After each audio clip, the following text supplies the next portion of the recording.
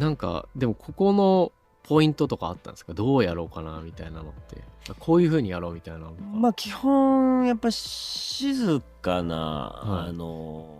でしたね、確か最に。後を迎えていく、うん、あの感じだなとは思ってたんですよ。はい、もちろんその漫画原作の段階でも、はい、その戦ってみたいなのうん、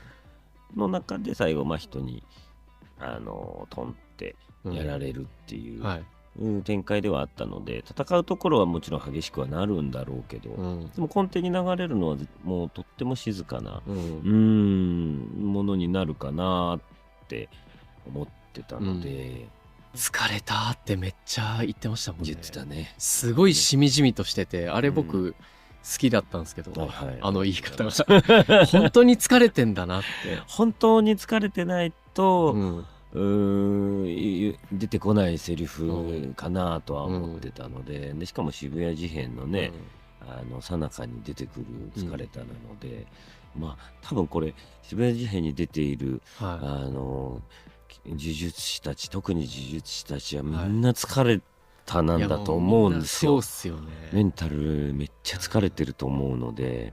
これだもんな。なのでその疲れたはでも大事にした一つですね。その疲れたの後にもう長いアクションが、長かっあったですねて、。あれも大変だったんじゃないですか。ひたすら一人で。そうですね。一人でやるんですもんね切りまくっていく感じでしたね。まあもうなかなか合わせるの大変だったと思うんですけど、まあでもなんか激しさの根底にはもうずっと静かなものが、ずいぶん前からななみは静かだったんじゃないかなと。ひげもボコボコにしたりとかはしてたけど、すごい怒りはなんかありましたね。出してましたね今回。だからそのなんだろう、表面上に見える戦いの部分だったりとか、でその中にある怒りと、絶望的なものがあり、でその一番下の階層にめっちゃもう静かなものが、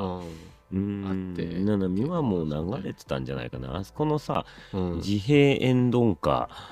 で一回、一期の時ですか。そう、虎杖に助け、虎杖僕一番好きなシーンなんですけど、ぶち破ってくるとこ、あそこで一回死はもう受け入れているので、あの辺からもう、実はなんか静かなのかなという気は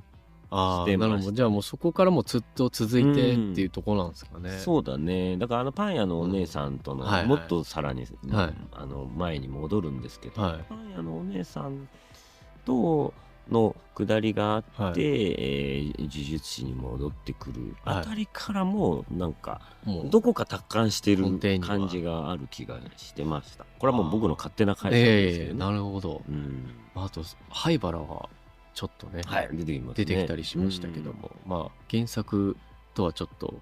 なんかアングルも変わってて印象的な感じでしたけれども、最後でも虎杖にね、あとは頼みますって言いましたけれど、言いましたね。これもね、呪いになるって言いつつも、思ってんだけど、そこら辺もとても複雑な難しいところなので、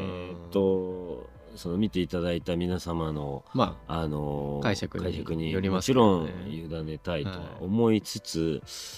個人的にはやっぱ一回ね、虎杖が悩んでる時に、あなたはもう呪術師なんですからっていうセリ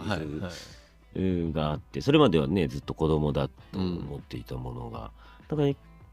呪術師である虎杖を、しっかり認めたから、出てきた、あとは頼みますなのかなとは、なるほど、思ってはいました。